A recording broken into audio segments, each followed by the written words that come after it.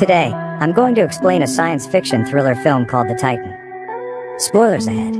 Watch out and take care. The premise of the movie is based in 2048. Several cars drive along the Atlantic Ocean to the NATO operating base. One of the cars stops in front of a mansion. A woman shows a family of 3 inside the mansion, which is now their new home. The father, Rick Jansen, his wife, Dr. Abigail Jansen, and his son, Lucas are surprised, clearly not used to the lavishness of the place. The 3 stand in front of their private swimming pool, when Lucas asks Rick where he is going. Rick shows him a direction towards the sky. The camera pans out showing similar houses in the neighborhood, suggesting that the people who came in the other cars were given similar houses. The next morning, Professor Martin Collingwood visits the family. The couple is happy to see him. Rick thanks the professor for selecting him for the mission, but the professor instead reminds him of the risks involved in the mission. The professor says he is grateful for their service, and leaves. Cut to a NATO conference. The professor speaks in front of a group. In the year 2048, the Earth's natural resources have been used to their pieces. People begin to fight for whatever remains of the resources, and wars between the countries are prevalent. He predicts that in 10 years, half of the planet will be uninhabitable, and in 15 years, half of the world's current population will starve to death. Human beings' time is running out because they have outgrown their homes. The professor claims that their children will witness the end of the world. However, amidst all this, he claims that there is hope, the hope being the largest moon of Saturn named Titan. The only other body besides Earth in the solar system that has an atmosphere, making it the most inhabitable body in the solar system besides the Earth. But it is in no way ready to be inhabited by humans. As liquid methane rains on the heavenly body, the atmosphere is filled with nitrogen, and the temperature is extremely low. The professor claims, space science says that Titan cannot be livable for humans, but he has a different approach. He wants to use modern genetics to make people adapt to the nature of the planet, rather than trying to make the planet inhabitable for humans. Hence, Rick and 13 others in the team have been called to be experimented upon to make them adapt to the environment of Titan. He claims, with little enhancements in their body, they will be able to breathe nitrogen in its air and survive the cold of Titan. Everyone there knows of the risk of the experiment, but they are willing to put their lives in danger for the future generation.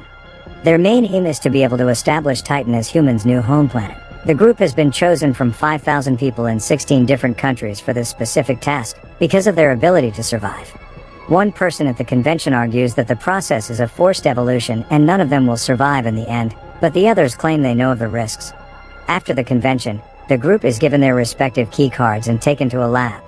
The experiment's helper, Dr. Freya Upton, gives Rick a shot and informs him that he will be getting over 300 shots in the next week. The shots are to train them to burn nitrogen instead of oxygen for energy, because the level of oxygen in Titan is only 5%, which is less than Earth's 20%. Cut to their mansions. All 14 of the volunteers and their families have been given the lavish homes next to each other, hence Abigail invites everyone for a barbecue weekend. They all dance, eat and drink together. This is the last time they will be allowed to drink alcohol, so they enjoy it. Abigail is drunk after the party, so Rick helps her get to their room, but before they can, he begins to cough aggressively. Abigail helps him and sees he is burning with fever. She gives him some medicine and puts him to bed. In the next experiment, the volunteers are made to sit underwater for as long as they can. The last ones inside are Rick and a girl named Tally. The 2 have been underwater for 31 minutes. Everyone outside is happy and surprised that the experiments have worked. Tally starts suffocating and goes to the surface in 39 minutes, but Rick still stays inside. His vitals seem to be dropping, so everyone gets worried. However, Rick starts swimming across the pool at great speed, showing his progress. Everyone cheers and claps for him. He has been underwater for 42 minutes. At night, Rick tells his son Lucas about Titan's conditions as a bedtime story. The kid is thrilled to know that his father will be able to live on another planet soon. Rick then joins his wife in the swimming pool, where she notices the nerves on his back being prominent. She labels it as a side effect of the shots he has been given, but is worried for him. As time goes by, Abigail and Ryan, the wife of another volunteer, become friends. Ryan tells her that she didn't want her husband to come here, but he doesn't listen to anything she says. Rick goes through surgery that day. Abigail, being a doctor, reads the book they were given, that has all the procedures Rick has to go through. She sees that all of them are safe, so she is relieved. At night, she wakes up, and notices that Rick is missing from their bed. She goes to the kitchen, and sees him applying ice on his body. He says he was burning in their bed. Abigail brings out a bucket of ice and Rick puts his hands in there. He asks his wife to do the same, but she brings her hands out, not bearing the cold. Rick then claims that he cannot feel any cold. He has adapted to live in Titan's cold temperature. In one experiment, the group is made to swim underwater as the place is filled with methane gas as it would be on Titan. Next, they are made to run around a field for as long as they can, while breathing methane and nitrogen. They do the same exercise for several days. The group is in the changing room when Rick notices a lot of his hair falling. Tally tries to see if it's true and gets a lump of hair out of his head. Just then, one of the female volunteers vomits out blood and falls on the ground struggling. The others try to help her and call the officials.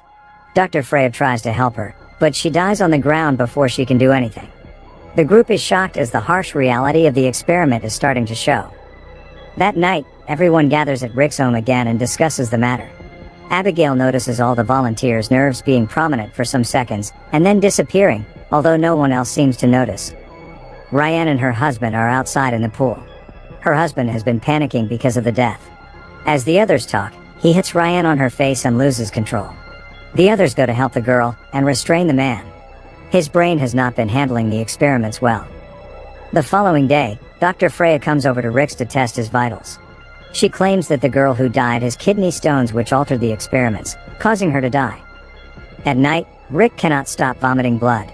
Abigail takes a sample of it to investigate it herself. While shutting the doors, she sees a light blinking from the walls and realizes that they are being watched. Rick is in the swimming pool when his skin starts to peel off and float.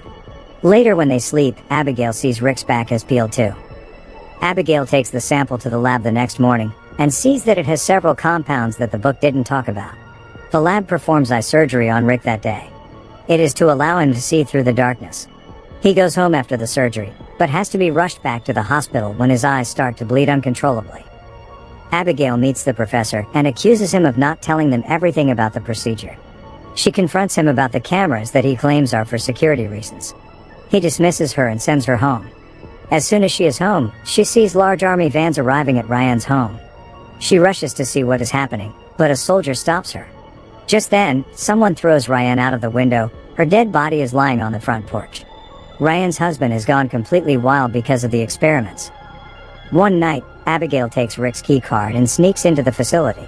She finds the volunteer's medical file and sees that the girl who died didn't have kidney stones. The professor and the team are in a meeting with NASA. The professor is chastised for doing forced evolutionary experimentation without proper evidence or ethical reasons. He is threatened with having his operation shut down.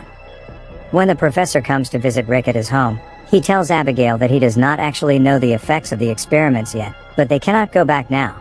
The subjects will be turned into a new species of humans called the Homo Titanians, and will be different from Homo sapiens, but since everybody evolves in a different way, they do not know what Rick will turn to after the full experiment.